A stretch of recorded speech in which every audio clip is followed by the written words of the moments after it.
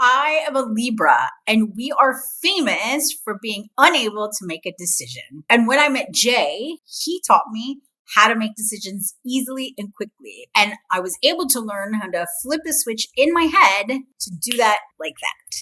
Because the more I thought about a decision, more and more and more, the more difficult it was for me to be secure in my choice and made it difficult to even make decisions. Jay has amazing views on decisions and pretty much anything else. So today we're going to talk to him about making decisions. Jay, you're great at making decisions.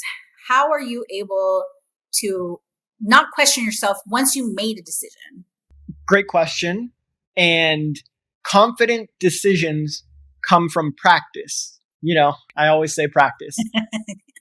But it comes from practicing three things. So first, you're practicing making decisions constantly, often, all the time. You're not avoiding decisions. You welcome the chance for a decision to be made, whether it's what to eat for breakfast, or should I go outside, or should I email that person back, or should I uproot my life and move to another country. You welcome decisions. Okay, so 1, I practice that. 2, I practice dealing with the consequences of my decisions. I practice making my decisions work out. So I make a decision and then I freaking own it. I'm like, this is the right decision. Like, whatever, man. You guys can think what you want. I know I made the right decision, and I'll show you. I'll show you that it was the right decision. And in the rare cases that I can't do that and I have to admit it was the wrong decision, then I admit it was the wrong decision fast, right? I own my mistakes. Right. I just say it was a wrong decision. I change my mind and I go make the opposite decision. So this is practice dealing with the fallout or the consequences of decisions. This is rolling with the punches of whatever comes. And when you practice that, you start to get really confident in your ability. You're like, whatever, I'll make a decision, and whatever happens, I'll deal with it. I don't care. I'll make it work out, or I'll admit my mistake. And this attitude makes it very easy to be confident with your decisions. And the third thing is I practice minimizing the use of my mind for my decisions. All I do with my mind is imagine or walk through myself making decision A or decision B, or decision C or decision D. I just walk through it with my mind, no real logic involved except visualizing and imagining the decision. And then I listen to my gut or my heart or my body as to whether or not one of those particular decisions or particular scenarios is correct or is worthwhile or is productive or is going to benefit me. So all the time up to making the decision, maybe I'll use my mind, do some pros and cons, Google around, I don't know, read some Reddit threads or something. But I try to keep that to a minimum.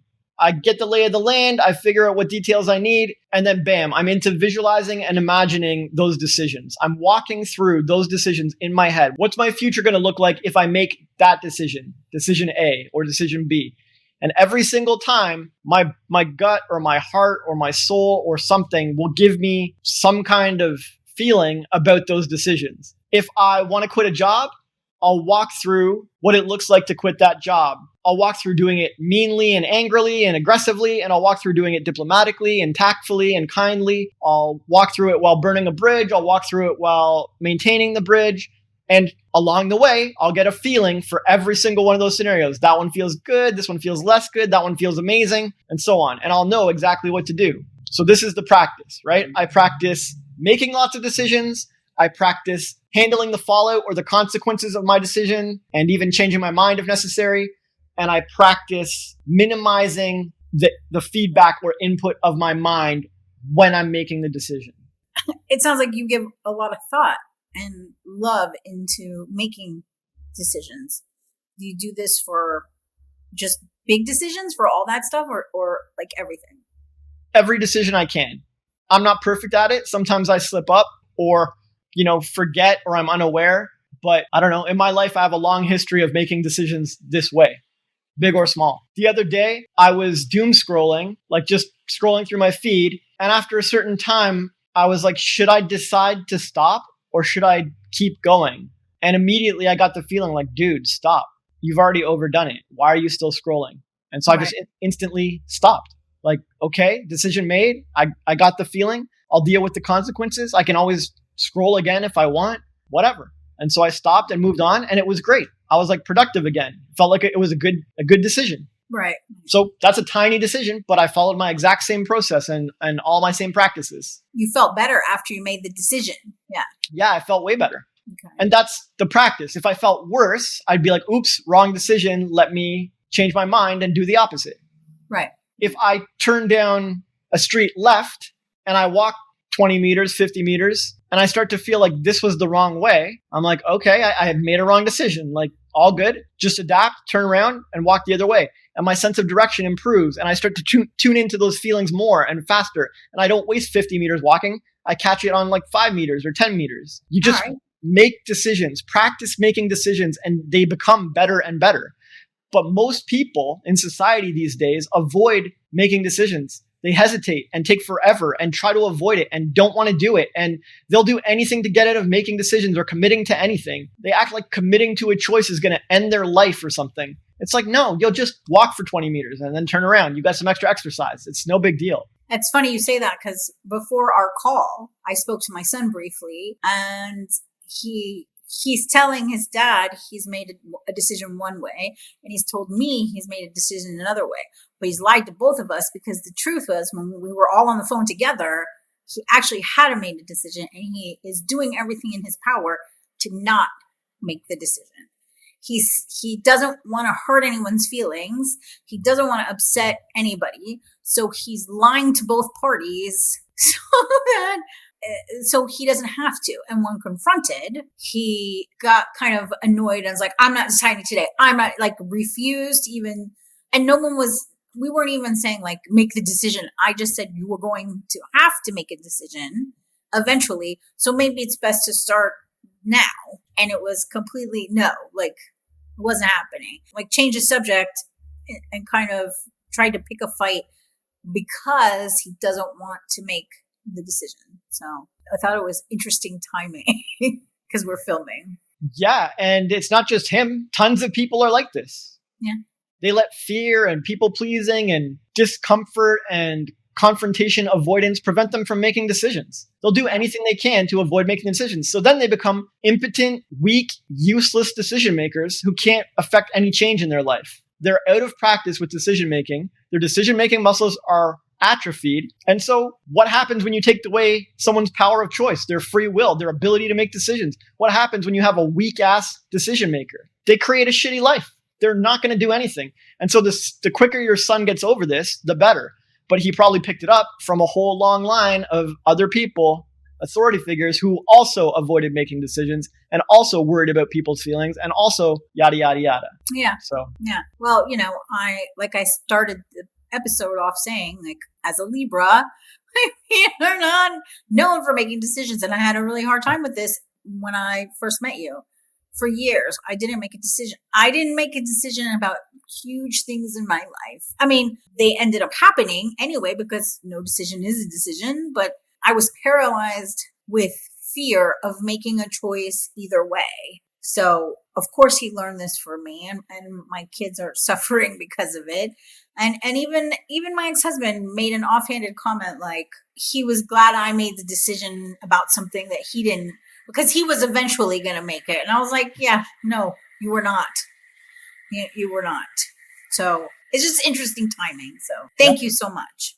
So you mentioned when you make a decision, a list of pros and cons, but you don't like focus a lot on it. You don't like, so I know people who like will make detailed lists, and I was one of those people. To make a decision, if I was going to make it, I had to have a list. So why do you not put too much importance on that? Would you say you grew the fastest in your life as an adult who thinks decisions through and is very logical and rational and trying to make pros and cons lists? Or would you say that you grew the most when you were a child who just dove into things, experimented, experienced them, felt around and waded through life and learned everything they could and ingested all the info they could and just decided all day long, making little decisions about their toys, about their allowance, about their bedtime? They're just deciding whether they want to stay up or defy a parent or listen to the rules or whatever. Just decision after decision. Do you believe that you grew faster and more effectively as a child who made no pros and cons lists?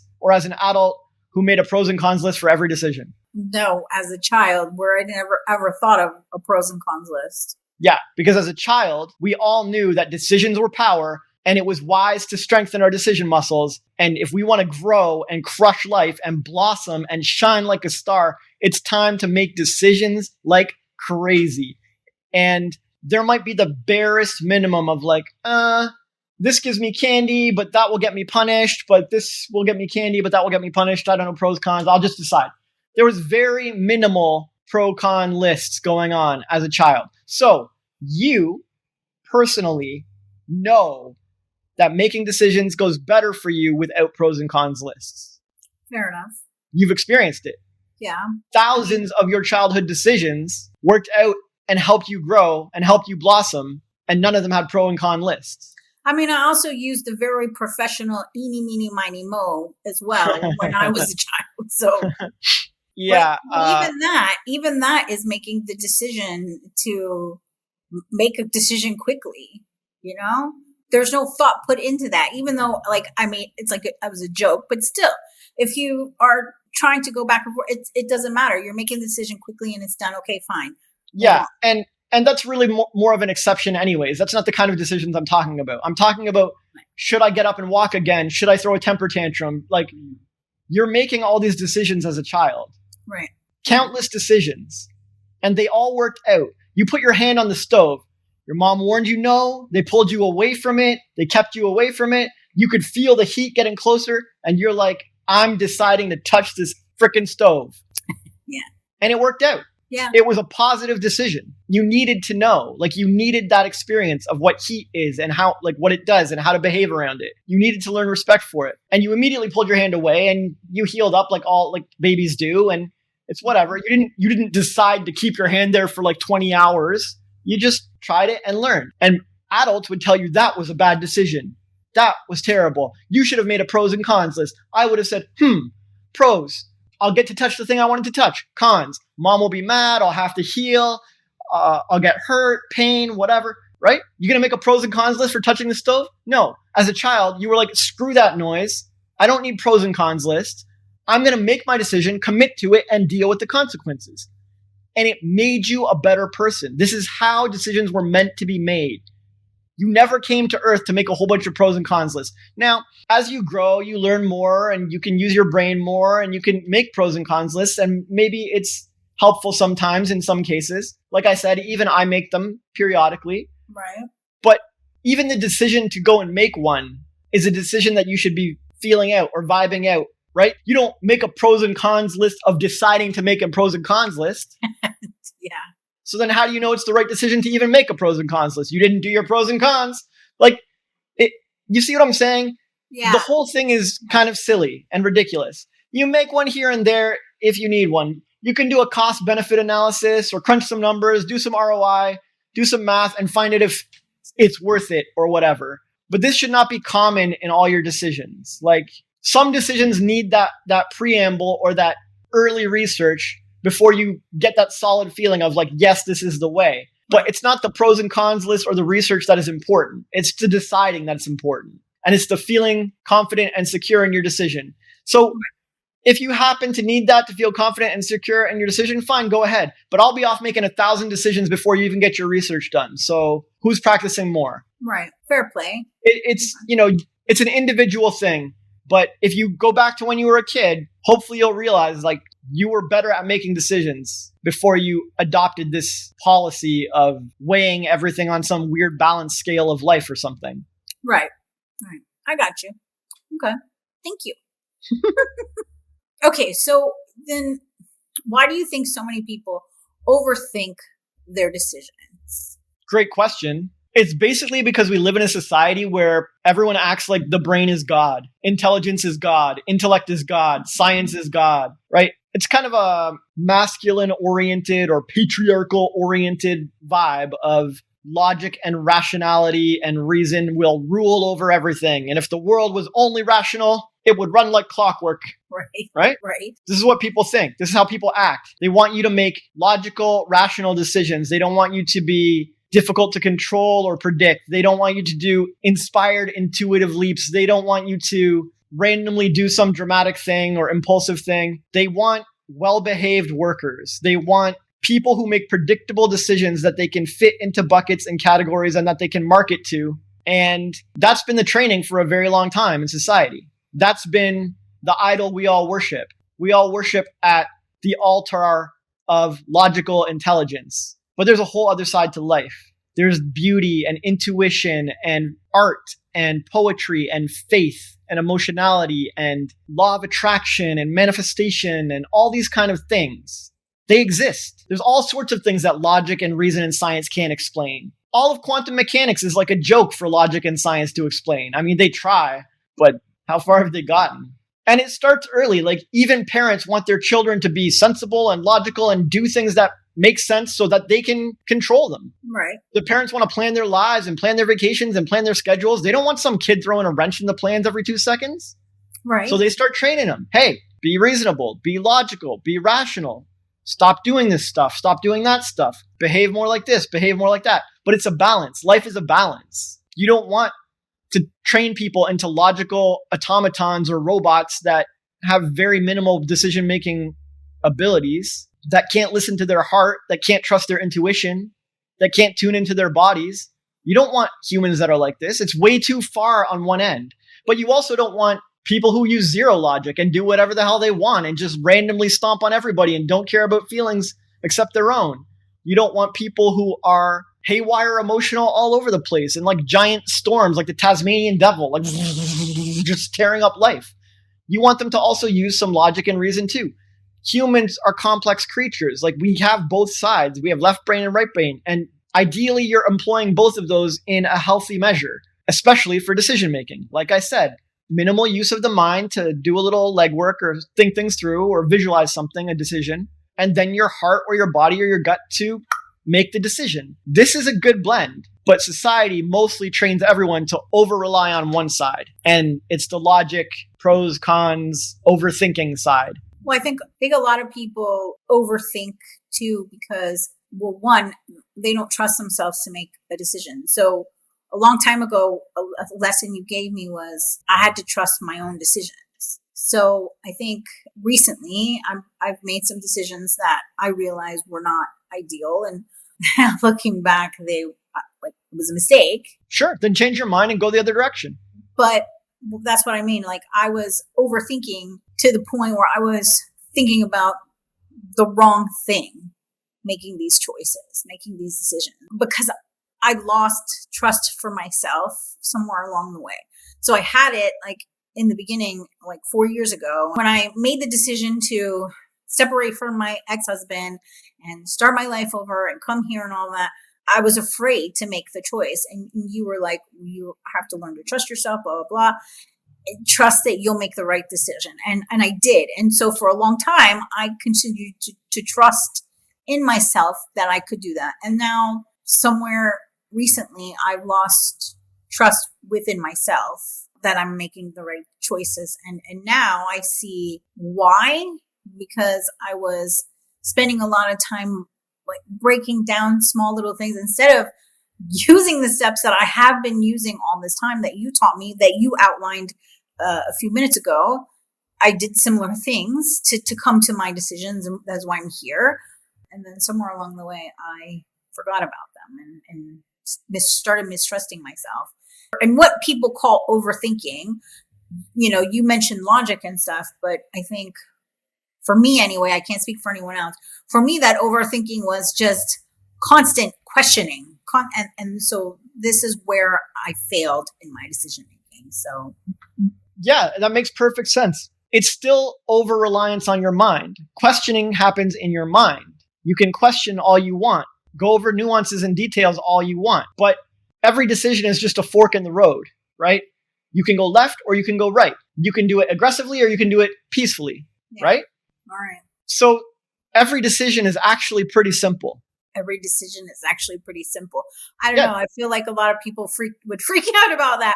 Why? Why do you use those words? Well, you can't give me an example of a complicated decision. Like, do I go to war or do I dodge the draft? Like, it might feel like a hard decision. Oh, I don't know. Should I be a draft dodger or should I go to war or yada, yada, yada? What will people think, et cetera, et cetera. But ultimately, that decision is still simple. It hasn't magically become complicated or complex. It's still the exact same fork in the road. Do you dodge the draft or do you go to war? Right. Should I stay in this abusive relationship or should I leave it? Should I give him another chance or am I done giving chances? You can gussy it up all you want. Those are still forks in the road. Those are still left or right, yes or no, up or down, black or white, asleep or awake. Like, yeah, everyone will help themselves if they start seeing life and decisions as simple. If you see it as complex, you're fucked. That's it. Like, complex that way when you see it. So, yeah, exactly. When you were a kid, it was simple. Even though you had less skill and less talent and knew less things and had less resources, life was still simple. And you still just made decision after decision. Fork in the road, fork in the road. Go to school, skip school. Tell mom to screw off or obey mom. Like, every single time it was just a decision. And there was a tense moment where you're like, fine. And you would decide, touch the stove or don't touch the stove. And they were all simple decisions. And as a child, you saw life as simple. But somewhere along the way, someone has convinced you that life is complex. And now you're screwed because I can see life as simple and the children can see life as simple. But you over there seeing life as complex, you're going to have a real tough time making decisions. But we're all going to just do it. Man, decisions are simple. Let me just commit. Let me try making one. I'll change my mind if I get it wrong. I'll walk 20 meters down the road and I'll turn around. And next time I get it wrong, I'll walk 5 meters down the road and I'll turn around. And soon, I won't even go the wrong direction. I'll always get the right direction. I'll have a great sense of direction. Like, you get better in life by making the decisions. The problem with people is they don't practice making the decisions. The problem isn't that they're not thinking enough. That's not the problem. Like, y'all got enough thinking going on. Just practice making more decisions. Okay, so there's a decision that I'm working on, and I wasn't sure if I was going to bring it up or not. I was really looking forward to this episode because of this. So one of the things I was thinking about is going to see my family, like trying to make this decision. And I thought the decision was locked in, and I was like, yes, I've made this. But there have been a series of incidences and moments since I made this decision where I feel like if I do make the decision, it may be the wrong choice for me. And I've been torn between what I should do, and what I really, really want to do in my heart. Like, I love my family deeply. I love them so much. I haven't seen them in a long time. So there's that, like, oh, I haven't seen them in so long, so I should, right? 1. 2, I love them very much, and I would literally lay on railroad tracks or take a bullet for them. You know, I love them. But in the last 2 weeks, they've made me feel like I'm only going to be there to help fix their things. Like, oh, they only want me here for this. Like, I don't know. The point is that I have been unsure if I made the correct decision or not. But talking to you makes me sure in the decision that I've been playing with in my head. So this kind of segues into my next question, actually, which is, how can we make important decisions in our life and not regret it after? That's a good question. And I'm glad you're more confident and secure in your choices. Regret is a waste. Regret is a joke. There are hermits and quadriplegics and drug addicts who are all living full lives. They made their choices. They're living with them. They don't regret those choices. And they're out there in the world doing good things. There are celebrities in the 27 Club who shine bright and die early or whatever. And they made a bunch of decisions in their life to get to where they are and to end up in part of that club. Certainly there were many times along the way they could have chose a different path, but presumably they're happy with how they lived their life. You know, they did what they wanted to do and they met their maker at the time when the time came. So what is regret? Like, there's all these people making choices that I would regret, but they didn't regret them. I would regret your life history of being a drug addict or heroin addict or whatever. Right. You would probably regret mine of being homeless and 50 billion businesses or whatever, but I don't regret them, right? Regretting your own life choices is weird and kind of dumb. And regret just means that when you made a decision and committed to it, that now when you're facing the consequences of that decision, you're not creative or resourceful enough to make that decision work out and prove everybody wrong. Or it means your decision was a mistake or a wrong one, and you refuse to change your mind, admit that it was a mistake and wrong, and go the opposite direction. Because if you did admit it, the regret would go away. Like, yeah, I made a mistake, turn it around. Then there's no regret. You learned something, right? You learned something and became a better person, so you wouldn't regret that decision. For example, you did a lot of drugs, regretted it, admitted it was wrong, and got clean, and now you don't regret it. No, I'm super grateful now. Right. So the regret goes away if you can learn something from it and admit you were wrong and do better next time. So if you regret something, you're not learning. Obviously, you haven't taken the learning path. If you regret something, you haven't taken the creatively make it work out and prove everybody wrong path. And if you regret something, you are secretly saying, I don't believe I can do that again. Like, I lost my relationship or my partner, and damn it, now I can't do better, and I'm going to regret that till the day I die, and yada, yada, yada. Or you could be like, wait, if I found one good partner, I can find another good partner. There's 8 billion people on the planet. I'm a better person now, and I'll definitely learn from that, and I'll find another partner, and I'll do better. I don't regret that. Like, secretly, if you regret your decision, you don't believe you can make the same decision again better or repeat the same outcome better. If you miss a great audition in Hollywood or something for some big project and you regret it, you're basically saying, I don't believe I can get other big auditions for big projects in Hollywood. I regret missing this one. If you believe you can do it again, a 3rd time, 4th time, 5th time, 10th time, then you don't regret it. So this is what happens. If you have regret, you haven't figured out how to creatively make your decision work out and prove people wrong. You haven't learned anything from the decision or changed your mind or become a better person or gone a different direction, or you secretly don't think you can ever repeat that decision or that outcome effectively again, which is just silly. If you've done it once, you can do it again. Sure. So regret is a total waste and a joke. I don't get it. Okay. Well, actually, as we're filming, I know you're right, 100%. And I've made decisions where I made a decision and then changed my mind and felt better for it when I did.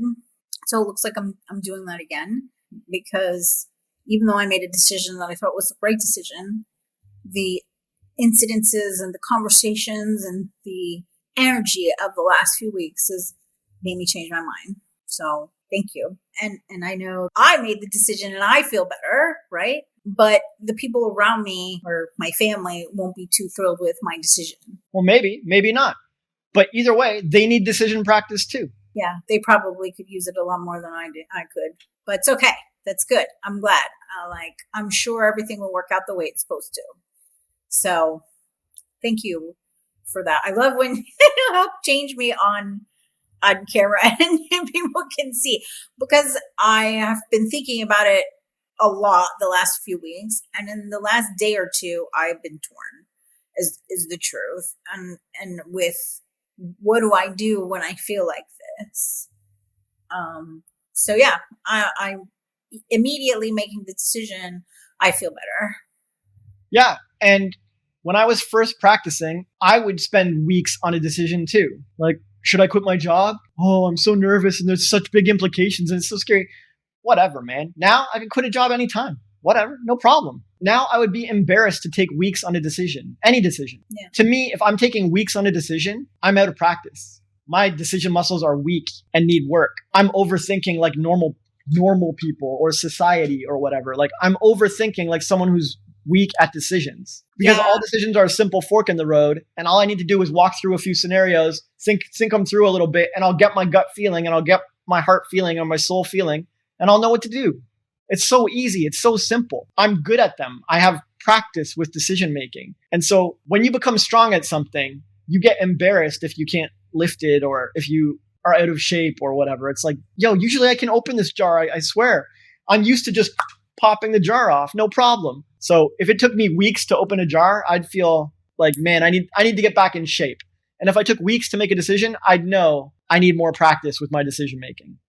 Well, in the last 2 weeks, I've made some pretty big decisions, and one took me a long time to make, and in the end, it was the wrong decision. And then this second decision didn't take that long. Yeah. More practice. But you were I feel so easier. much better. I already know that's the right thing to do. See? Or the former one, I know it wasn't, but it took 2 weeks to make a decision, and then it took 1 week to make a decision, and then it took 3 days to make a decision. That's what I'm saying. And I don't even call any decision big, because calling them big automatically makes you take way longer with them. That's probably why it took longer with the last one, is because I call them simple forks in the road. Yeah, but it's up to you. It was a huge decision. It's up to you if you want to keep dramatizing and putting melodrama into something that is a simple part of life. And you can, I don't mind. But you will have trouble making decisions. It will hold your life back. I'll make 1,000 new decisions by the time you get over that 2-week big decision. Right. Yeah. No. So I'm glad you're getting faster. Yeah, me too. Thank you. All right. So thank you. I really appreciate that. It was really helpful for me going forward. If my family watches this, they'll find out before I tell them. But it's okay. All good. I love you all. Okay. So moving on. In Eyes Wide Open, Volume 1. Our book, amazing book, you wrote, decisions made with your mind are weak.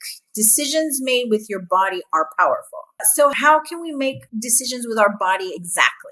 Good question. You've done it all the time. Like those decisions I talked about when you were a kid, they're mostly made with your body. You had a feeling, an emotion, a physical response, and you just decided. It was decision after decision after decision, and they were all body decisions. There wasn't a lot of mind decisions going on. And even when you were thinking it through, should I ask this girl out or should I not? Some kids would take weeks to make that decision and turn it into a big drama, but others would just make a physical decision like, I don't know, I like her, I'm going to ask her out. Right. They're like 6 and they've never asked anybody out and they're just like, do you want to be my friend? This kind of thing. Yeah. It's a body decision. Okay. They're in tune with their emotions. They're in tune with their body. They're in tune with their gut or their heart or their soul or whatever. And when they think a decision through or imagine a path, like what if I leave the park and don't ask this girl out? And then they picture the alternate path. What if I stay in the park and ask this girl out? They get a feeling and they're like, okay, done. Or they're like, should I sneak something from mom's alcohol? They could make a 2-week decision because it's a big decision with their mind and go over like all sorts of overthinking and questioning and nuance and details. Or they could imagine one path, imagine me taking the alcohol, or imagine me not taking the alcohol, and they get an instant feeling from these paths. They visualize the paths, and they get a feeling in their body, like a physical, visceral feeling. They either get like fear and like uncomfort and feel like running away and no, don't do this, and oh my God, or they get like a little tingle of excitement, like, yo, this is gonna be awesome. Like, yeah, this is the way. They get a deep like, or and they follow it. And you were a kid once. You did this. You made these kind of physical decisions. And even to this day, you can make a decision with your mind like, well, New York has cost of living and Toronto's this and Florida's that and where should I go? Or you could make one with your heart and you just are like, whatever. I'm getting up, I'm packing, I'm moving. That was a decision made with your body. And you can tell. You had a feeling about it. You thought it through. The feeling came. You acted on it, right? You took action. Most mental decisions don't result in immediate action. Yeah, like actually that decision for me anyway was, I didn't even think that much. It was just, I want to be there. I want to be with this person. I want to learn from him. I want to grow something. I'm going. Yeah, and that was one of your best, most effective decisions. So maybe you should explore that same decision process with many other decisions. Yeah. Maybe we should have done this episode a few weeks ago. Anyway, that's okay because I've made some new decisions that are looking up for me. So that's good. I'm happy. Okay, so then for the people who are not so in touch with their bodies and who struggle, I mean, I'm still a work in progress with this. Today I did practice though. I laid on my bed and I put my hands on my tummy and I asked myself a bunch of questions. Actually, in reference to what we were just talking about, my decision, and got instant answers, immediate answer. Like you said, the visceral feeling. I knew immediately which one would feel better and which one wouldn't. So for those people who may not have as much practice with this, do you have any tricks or practice ideas on how we can be better at making decisions with our body? Really just practice making lots of decisions. I guess you could start small. It's always good to start with baby steps. Start small experiments. Right. So practice when you open the fridge. A lot of people have very poor decision making in front of the fridge. They just stand there wasting time, like watching their life fade away. It's like, what? As a child, you wouldn't do this. You'd run around, play, you'd get thirsty, you'd run over, grab the sippy cup, drink it, and run back to playing. You would have maximized your day. As a teenager, you start to learn, I have to think every decision through and yada, yada, yada. I'm bored. And then you start standing in front of the fridge. And by the time you're adult, it's just a habit. But you can get that decision making back. You can check with your gut, check with your body what items in the fridge will make you happiest. It doesn't have to be a long, drawn out process. So you're saying like just to practice with the smaller things Sure. Practice with doom scrolling. Yeah. If you're scrolling through Instagram or TikTok or Snapchat, check with yourself. What if I do this for another half an hour? Walk through it in your mind. Will I be happy if I wasted another half an hour or indulged another half an hour? Or will I be happy if I stop in 5 minutes? Will I be happy if I stop in an hour? And you'll get a feeling. Yes, no, something. You'll get a visceral feeling. Your body is a feeling machine. Like it's made to have emotions for everything all the time. And you'll know, just like I did, whether it's time to stop doom scrolling or to keep going. Do it with your own emotions. I feel bored. I feel listless. I don't know what to do next. I feel purposeless. Okay. Is it better to wallow in this feeling or is it better to put on some happy music? Is it better to work out my tension or is it better to write them down? All right. So I think that's great for everyone. Like we always say practice, but I think that people could definitely use some practice with this area. So and like I said today, I laid down on the bed and I practiced focusing just on asking myself certain questions to feel out what I really wanted without distractions. Yeah, well, think about it. If suddenly all of society sucked at riding bikes, would you want them to read a bunch of books or listen to our podcast, or would you want them to practice riding bikes? No, practice riding bikes. If suddenly most of society was terrible at cooking food and only like 4 or 5 people could cook food for their families and everyone else was like clueless and didn't know what to do and they were crippled and they were starving and stuff, what would you want them to do? Study a bunch of theory on books and watch our podcast on cooking? Or would you want them to practice cooking until they're good at it? No, I want them to practice cooking. Right. So this is what we have. We have a society that's weak at making decisions. And so there's only one way around this. If you're bad at this skill and you are out of shape and rusty on this, you gotta practice. All right. Thank you. Thank you so much. And like I said, the practice has been really helpful. Even just, I want to get to the point where I'm making these decisions and feeling it without having to be quiet and lay down and put my hands on my body and feel I want to like this. This is what you can get there. For. Yeah. I was, that was the thing. I was. And then I started to overthink things again and not really focus on my feelings about a particular topic. And then when I was seeing the feelings, I was ignoring them. Like if I'm crying over a decision I made, it maybe makes sense that that's not something I really want, but because as you know, recently with the decision I made, I spent the whole freaking day, the day I made the decision, crying. Yeah, but I made my decision and I felt great and abundance flowed to me and good things happened to me. Like I did the opposite of your thing. I made the decision that felt great. Fighting would have felt terrible. So I saw it in my head and I'm like, no, there's no point arguing. Let people do what they want to do. And that felt great. Don't resist. So I didn't. All right. Well, thank you. I appreciate it. So we're going to move on then. So Jordan Peterson teaches people how to make decisions too.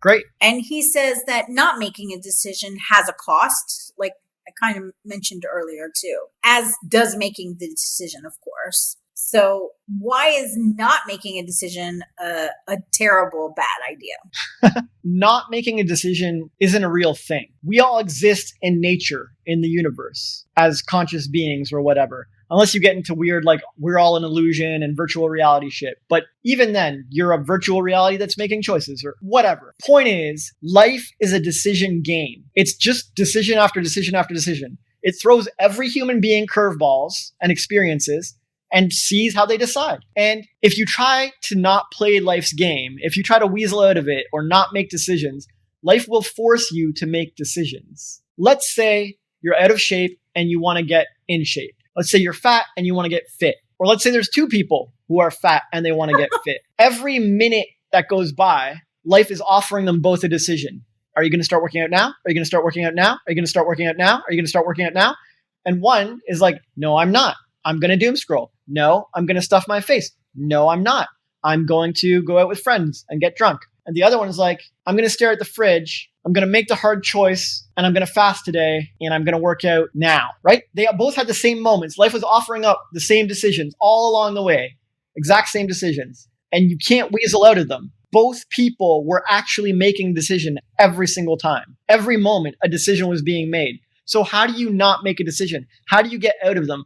When I say most people suck at making decisions, I mean they suck at making conscious, intentional decisions with their own focus muscles, their own free will muscles. But tons of people are great at making default decisions or automated decisions or unconscious, unintentional decisions that life just drags them along with, right? Like this person here. Tons of people are great at just letting momentum take them as far as it wants to go. And eventually they have a heart attack and it's like, are you going to make the decision to get fit now? And they're like, no. Okay, life's like, fine. Then they have a second heart attack. Then they have like a triple bypass. And each moment they're being allowed to make a decision. And they might think, well, I'm putting off the whole workout decision. You know, I haven't really gotten around to deciding it. And it's like, nah, honey, life is a decision game. And you've been deciding every single moment. You either decide to be the old version of you that does the same old thing with the same old habits in the same old way and get zero change, or you decide to be a new version of you that's fit and fabulous and fun and famous. You decide to get rich and make money. You decide to change your life. You decide to do different things, right? Yeah. Well, for me, one of those that stand out to me in my past is as having my first child. So I was 19 and I never consciously made the choice to, yes, I'm going to carry this child and have a baby at 19. But you still decided.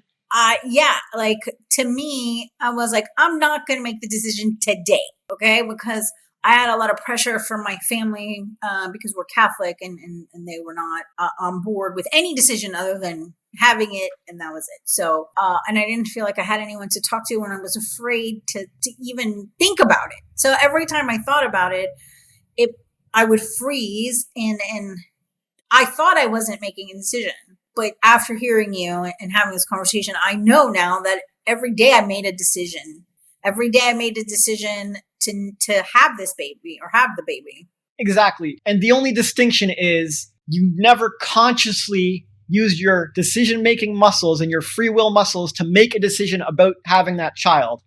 Right. But you did unconsciously autopilot the decision to not work out your decision muscles. You decided to let life decide. But life never does really decide. Life presents you with decisions and you're choosing not to act or choosing to defer or choosing to dismiss or focus on other things is your decision. Life is not out there deciding for you. Life's like, okay, fine. You don't want to work out. You don't want to decide about this child. There's going to be consequences and you're going to get them, but that's all you. It is all you. Life is not out there deciding for people. No, you're right, because every choice I made took me closer to being a mom. Yeah. Life is like a conveyor belt and it's going to shuffle you along that conveyor belt. And you're either going to get closer to the right path or closer to the left path. You're either going to age and become less fit or you're going to become more fit and more youthful. It's your choice. They're your choices, but life is going to shove you down that conveyor belt and you're going to look back at like St. Peter's gates or whatever they talk about. I don't know, whatever's afterlife. And you're going to look back and be like, wow, I made a lot of decisions every moment. And I had a lot of opportunities that I did not take. And I could have gotten fit at any time, or I could have aborted that child, or I could have carried that child. I could have made any decision. Life was putting me along the conveyor belt and I just kept barely exerting myself. I used no decision-making muscles, and I just floated down the path on the right or floated down the path on the left. It's like, all right, but no one made you choose that fork. You decide if you go left or right by your attitude in that moment. Yeah. So I think it's really important for those people who spend time thinking, I'm not going to make a decision now. You just made one. Me included, anyone out there, you're making a decision by not making one. Yep. So, and like, do you want them to be conscious decisions and you know what's going to happen and the consequences and like own your shit, or are you going to just lay down on that conveyor belt and just, because that was not, for me anyway, that was not a good decision. And if I could do it again, I would definitely have made a different decision and I would have owned my shit. So anyway, thank you so much. That's so helpful. That's helpful to me now and helpful to everybody who is listening or watching who may have issues with this too. And I think a lot of people have issues with this more than they realize, because when I was doing research on this, I found so many people asking this question: how can I make decisions better? It was like, no, I know the feeling. So practice. Yes, it's practice, 100%. So when I was doing my research, I found a TED Talk where the whole TED Talk was about standing up straighter will help you make decisions better. She said standing up straight would help us with our breathing, and that in turn would help us make the decision.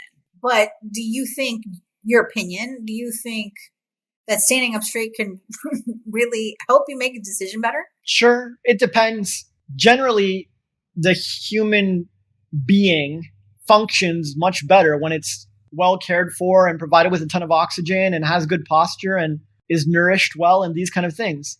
All the cells thrive. You're very in tune with your body. You have a lot of confidence. If I gave you an army of fit people with high quality breathing skills and good posture, and I gave you an army of super out of shape, grouchy, I don't know, woke folks or something. Yeah. No offense, like just random example. Sure. Which group do you think is going to make superior decisions?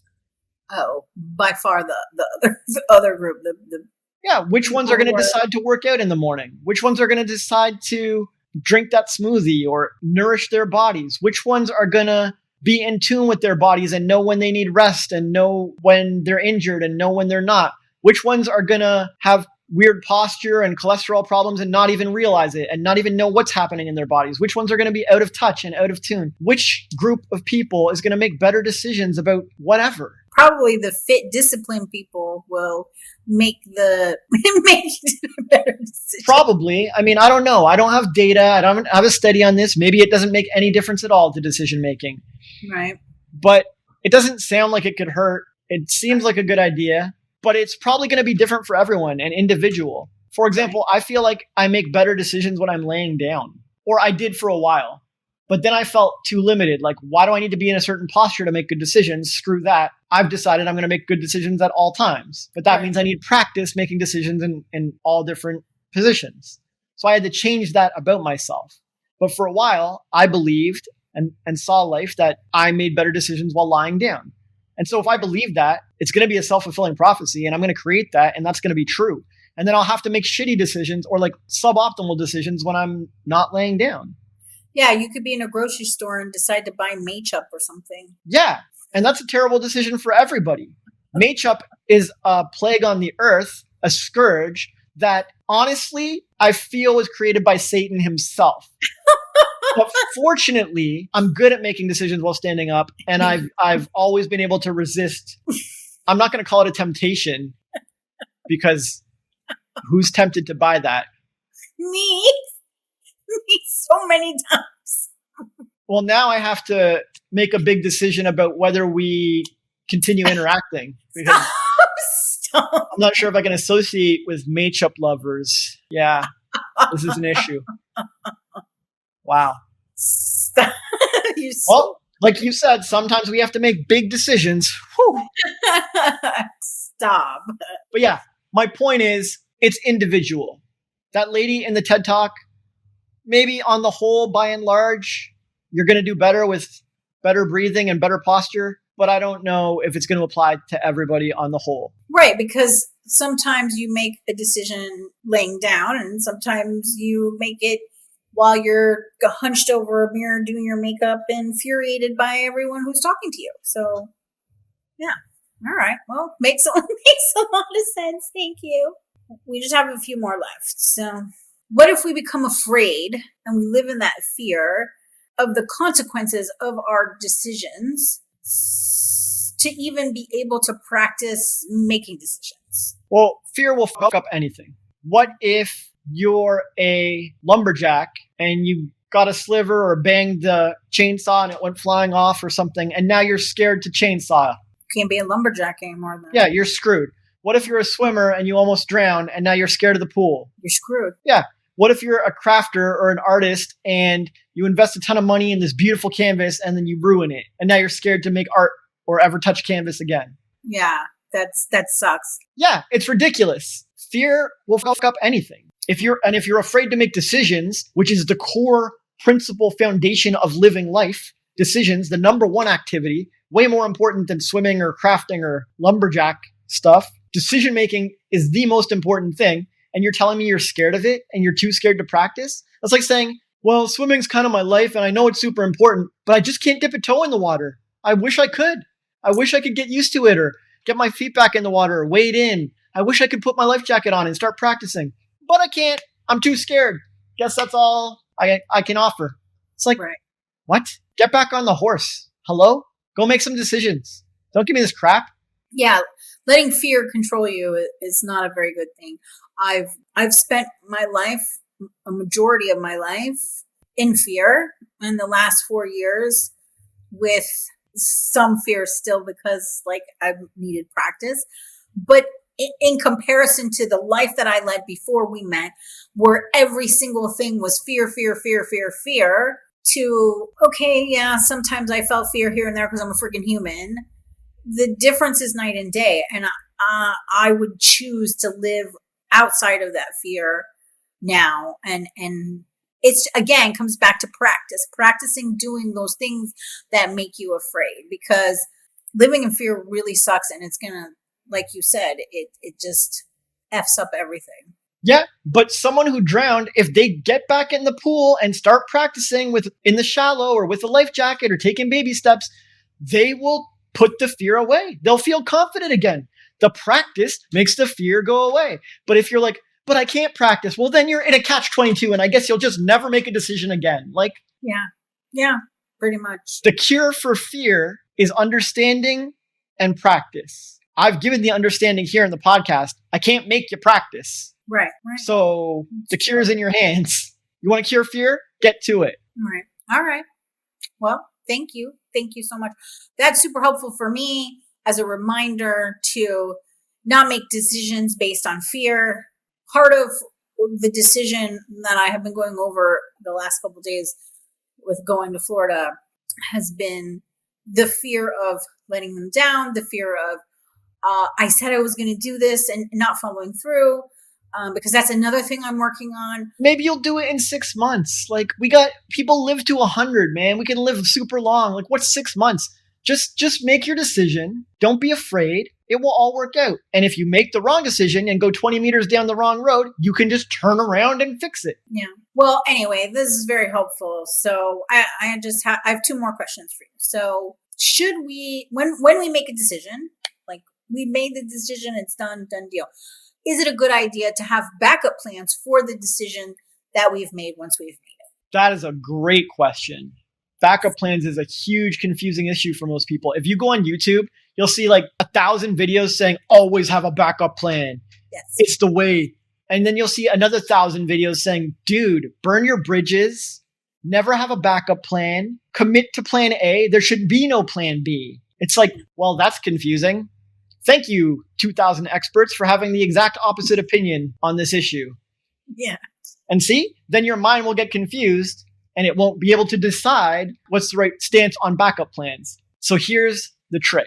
Backup plans are not good or bad. They're not necessary or unnecessary. Backup plans are neutral. They're like a tool, like a hammer. They can be used to create or destroy. They can be used to help you or harm you. Backup plans can come from a place of security and wisdom, or they can come from a place of fear and panic. So I could give you two people and they're both thinking, man, relationships are hard and scary. I'm not sure if I made the right one. And they're both wondering, should I have a backup man, right? In case of emergency, break glass, and they just go to the friend zone guy. This is a common thing. And so I'm aware, yes. So both of these people are wondering, should I have a backup plan? Is it ethical and right and smart for me to have a guy on tap?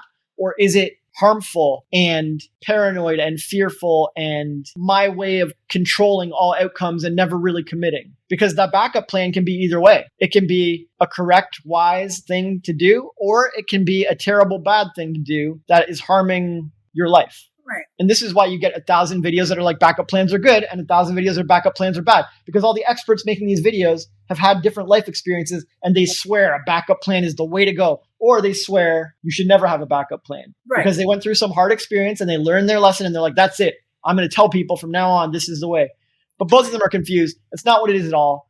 A backup plan is a tool that you should use individually. And it's up to you to figure out if that backup plan is going to help you or harm you. And so in our example, for this girl, if this girl has commitment issues and control issues, the last thing she needs is a backup plan, because that will just keep her commitment issues and control issues going as she tries to micromanage everything. And if the guy doesn't behave, she's just going to dip out and go find the friend guy or whatever. Like, this is not helping or benefiting her at all. And deep down, she knows it. Like, she could check in with her heart. Is this backup plan like a good thing? And she knows that she needs to get a hang of commitment and investing in someone else and sticking with somebody and building something. And she knows she has a long history of just dipping out to the friend zone every 2 seconds. And she knows that having a backup plan in this current relationship is gonna harm her. And the other girl, maybe she has a history of overstaying, of being a doormat and sticking around in abusive relationships and not knowing how to get out or whatever. And for her, having a backup plan is heaven. It's like, oh, thank God. Like, this is what I needed to make the decision to get out of my relationship. If I had a backup plan with any of the last 10 abusers, I would have been out. So this is fantastic. And maybe it works for her in that circumstance at that time in that relationship. The backup plan gives her the security and confidence she needs to make a good decision and to move forward. And so great. But maybe in her next relationship, the guy isn't abusive. It's like the dream man. It's the perfect soulmate. And she's still treating him like the abuser. And now she's getting a backup plan. And now all of a sudden, her reliable backup plan is actually just throwing a wrench in the gears and making her not commit to the good guy. It makes her dip out at the slightest argument and she loses the good guy. And now she has a giant journey to go find a new relationship or get back with him or whatever. And so what was a good backup plan that helped her make good decisions at one point might not be in the next moment. It's individual. You have to really tune into yourself and figure out if backup plans are good for you. If you live out in the woods and you only have one form of power, an electrical generator, and a snowstorm takes it out and whatever, you might feel amazing to have a wood stove backup plan and a geothermal backup plan and a solar backup plan. And you're like, this feels amazing. Right. But your neighbor down the road, if they did all that, they might feel bad. Like they're just paranoid and panicky. And what if the government takes all my power away? And what if the storm comes? And what if?